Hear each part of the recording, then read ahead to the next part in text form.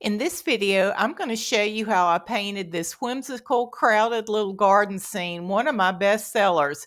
I hope you'll stay tuned.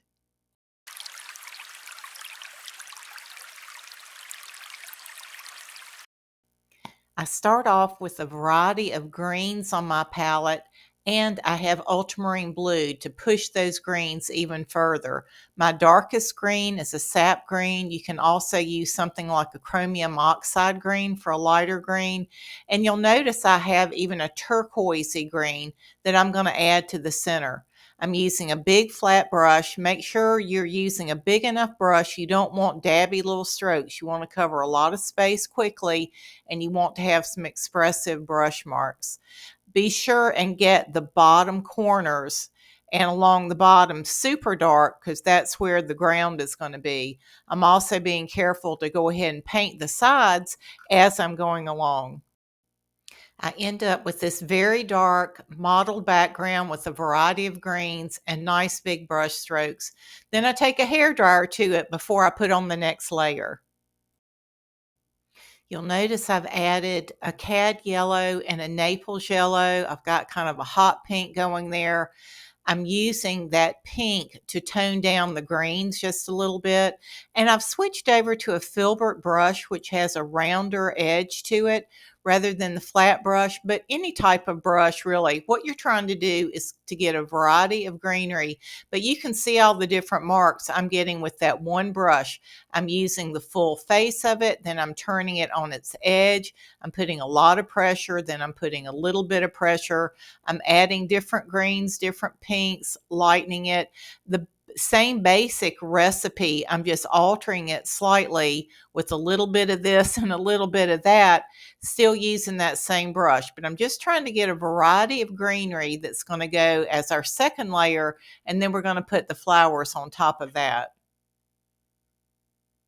Now I'm switching over to a little dagger brush because I want to get some super thin lines, and I'm using my turquoisey green with some white because I want to get a really different green to pop in the middle of that painting. And I'm just putting in super loose strokes. I'm not overthinking it. This is just a place to have fun. It's not any precise science. The looser, the quicker you can move, I think the more interesting the painting will be. I do like to use a hair dryer on that second layer before I start to put the flowers on top. For these flowers, I have switched over to a long flat brush. The bristles are just a little longer than a typical flat. And you'll notice I've mixed several values. I've got my pure dark pink, then I've added a little white, and then I've added a little yellow. So I've got several different values. And you can make the loosest, silliest little marks that just, if you're thinking, well, I don't know how to paint flowers, you don't have to paint flowers. You just need to put down a corner or a stroke and just use some different values. And if these flowers are small enough, no one's going to be able to tell. But I have found, and I went back at the end of this painting and added even more values, like to those flowers that are yellow. I added more strokes and more values to those. But the more you do that, the more realistic they look, the more whimsical they are, the more interesting your painting's going to be. So I'll show you as we go through. And notice that I'm putting those marks sort of on the tops of some of the greenery, so it looks like the flowers are actually growing on top of a plant rather than just randomly putting them there. But speaking of random, there I go. So I'm just right there with little bitty dots. I'm using the very corner of that brush and just try to scatter things so they look organic. You want to make sure you don't get things too lined up or too symmetrical. And again, I'm just adding a little more blue, a little more white to that, maybe a touch of pink to it. Just trying to give a variety of colors. I'm just wetting a paper towel and taking some off where I didn't like those strokes.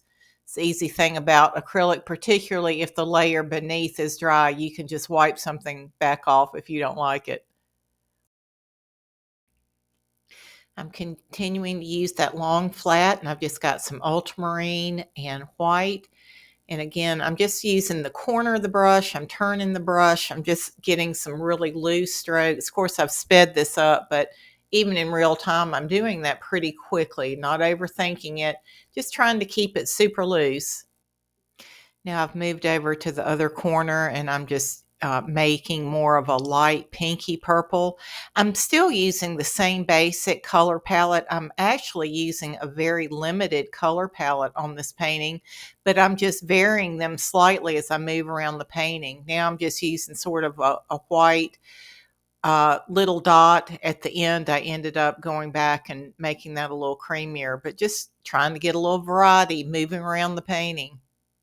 And don't forget the bottom of your painting. I have found that to be a great place for little dotty things that really loose, just to get a little more color and interest down at the bottom.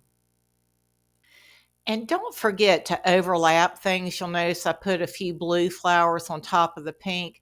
Actually, I did that sort of thing very little in this painting. Normally, I'm very intentional about putting a big stalk of greenery right in front on top of a flower or something. So it really does look layered. But I encourage you to do that. Don't be afraid to put something in front of something else. That just helps make it look like it's really got a lot of depth to it.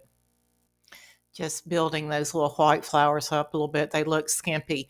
And again, those are basically just dots, but you'll notice they're irregular shaped dots. I'm just putting a little more pressure and a little less pressure on different ones and trying to cluster them and scatter them and trying to get a nice organic shape to it. You can do this. It's so easy and it's so fun, and it's a fun place to just kind of experiment. If you don't like it, paint over it or wipe it. And here we have this finished little jewel.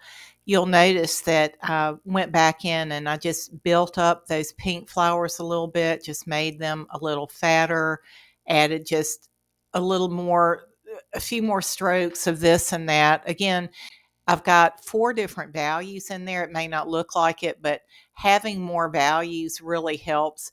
With those little flowers that were in the center of the painting, I just made those petals seem a little more intentional. And it was just an easy, fun, quick little way to do a painting and use a lot of color. And again, these tend to be one of my best sellers. People love them, and I hope you'll give it a try. I've loved painting with you today. I'd love for you to check out my website if you'd like slower instruction. I've got courses and tutorials there. And as always, if you'll give this a thumbs up and subscribe, you'll be sure not to miss the next free video that's coming out soon. Thanks so much for watching. I don't take your time lightly. God bless.